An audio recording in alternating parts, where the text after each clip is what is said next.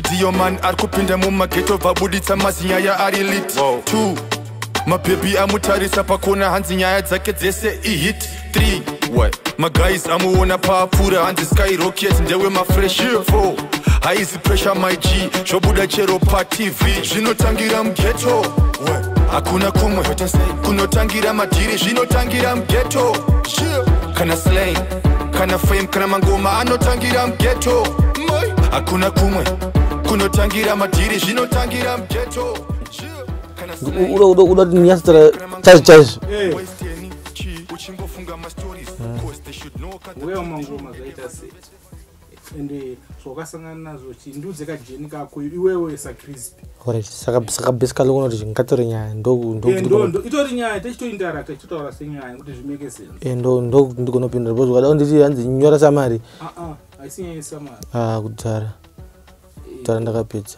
tiri kurola tiri kurola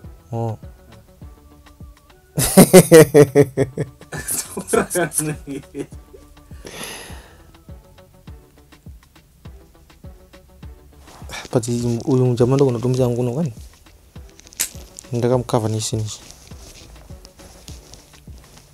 alright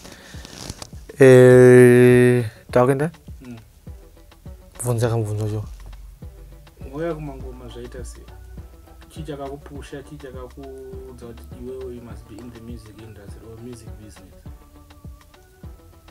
basically ndakaya kumangoma ndiri artist. Okay. After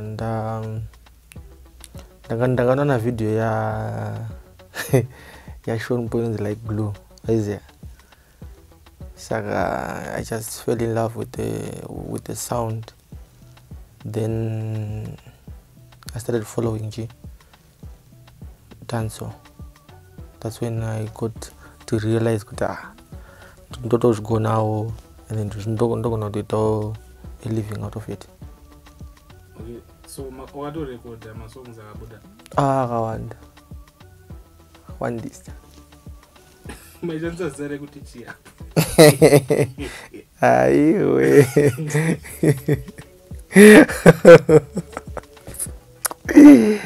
I thank you that delete.